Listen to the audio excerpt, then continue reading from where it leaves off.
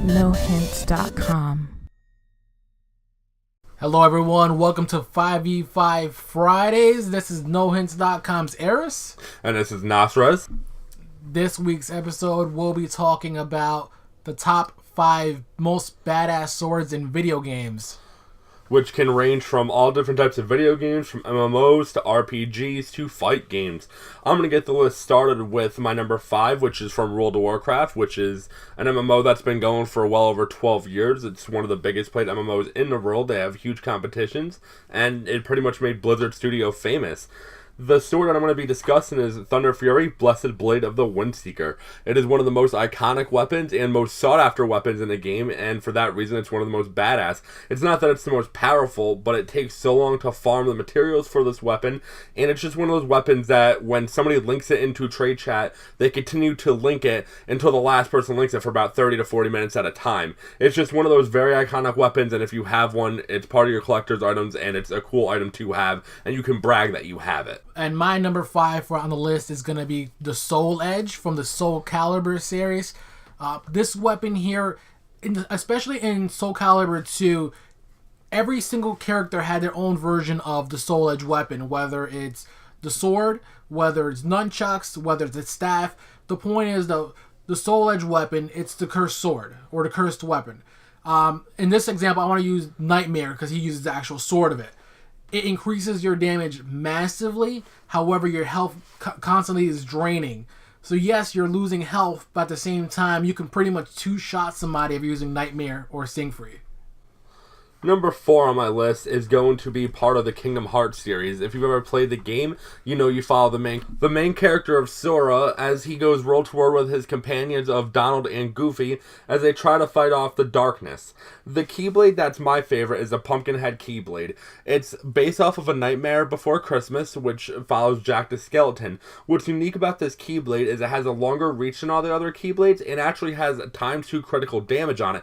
So if you're doing a melee type build rather than a magic build, this KeyBlade is one of the best in the game for doing pure damage, and I just like the look of it, the way it's black with the bat and then a pumpkin hanging off the handle. I'm a big fan of Halloween, and this is a very Halloween type KeyBlade in the game.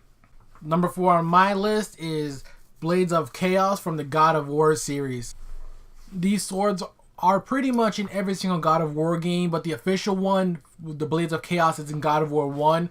As you know, they're 2 pretty much small daggers, medium-length swords chained together. You can do some cool combos with that in the God of War series. Again, since that game was really bloody and gory, the fact that you can just swing the sword around and just attack people from really, really far ranges, even though you have like pretty much just pretty big daggers, you really get a lot of damage done with this weapon here, and it's one of the most badass weapons you can possibly have, and it's also in one of the most badass characters' hands, Kratos. Number 3 on my list would also have to be because of the character that wields it. It's also from a movie, a very famous movie. Anybody that plays video games has probably seen a movie at some point in their life, and it would have to be Darth Vader's lightsaber. The reason for that being is in the original 3 movies, it was the only red lightsaber in the game that was actually used. And it's just a very unique weapon, whether you're playing Darth Vader in Battlefront or you're playing as Darth Vader in any of the other games that he is in. It's just a very fun lightsaber, and it signals death and badassness by being a bad guy. It's the epitome of being a bad guy. Is when you see the red lightsaber, you know it's the dark side of the Force. You know it's bad. You know that they've done bad things. It's that simple, so that's why that's number 3 on my list. Number 3 on my list is Raidens Sword. This one's actually in 2 games of 2 kind of different variations. In Metal Gear Solid 2, pretty much towards the end of the game, we finally get to use Raiden's signature sword. Again, the ending of this Metal Gear Solid 2 was awesome. The fact that we got to use a brand new element to the game, which was introduced as being the sword. Now, in Metal Gear Solid Rising, it changed it even more and upped the grade. It became what's called a high-frequency blade, and it could cut through any metal. It was one of the most badass games ever made by Platinum Games, and the fact that you could just slice everything up, it was so fast-paced. It's really hard to explain, but this sword was freaking awesome. Now, number 2 on my list would have to go to a fighting game. As I discussed at the start of the video, these can be from RPGs or all types of video games. Number 2 on my list is Kenshi's sword from Mortal Kombat.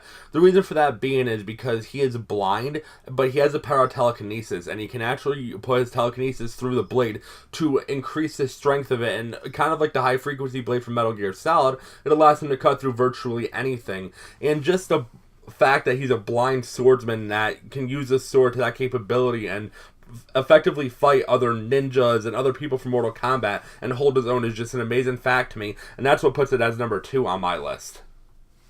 Number 2 on my list is the Ultima Blade from Final Fantasy VII specifically. Getting this weapon was one of the best moments and best feelings in Final Fantasy VII. As you know, you had to fly an airship around to kill Ultima Weapon, who eventually drops the Ultima Sword, which Cloud could wield. It's the most powerful weapon in Final Fantasy VII, so getting it is the biggest accomplishment. And it's just as big as the Buster Sword. Number 1 on my list is also from a Final Fantasy game, but Final Fantasy VIII. My favorite sword of all time would have to be Squall's Gunblade from any Final Fantasy series.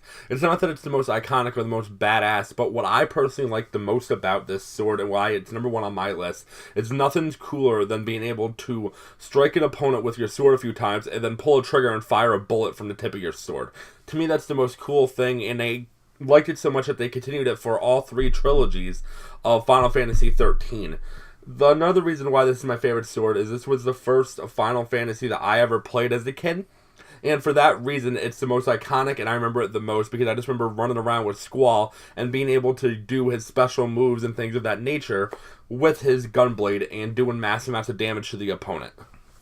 Number 1 on my list is Halo's Energy Sword. Even though now in Halo 5 Guardians we have multiple different variations of this sword, they all have the same concept. It's a one-hit kill weapon. You lunge extremely far with this weapon, and really getting the energy sword on your side of your team, it allowed you to have better map control to allow your team to dominate. Especially in really small free-for-all maps, this sword was the top weapon you have to go after. You get multiple kills, multiple multi-kills, like double kills, triple kills. Actually, with the energy sword, it's the first time I ever had a kill in there. It was actually with just an energy sword. Now, normally at this part of the video, if you've watched our other ones, you know that we would discuss any matches that we have on the list. Due to it being the top 5 most badass swords, it's more of a personal preference, so we're not really going to have any matches. Not that the other videos aren't personal preference, but this is more specifically to our hearts and dear. With that being said, I'm not sure what our next video is going to be about, but make sure you stay tuned and keep looking for our video. And as always, this is Nosres. This is Aris. Don't forget to comment, like, and subscribe. Follow us at nohints.com. Follow us on Twitter at officialnohints. And see you guys later. Have a great day. Signing out.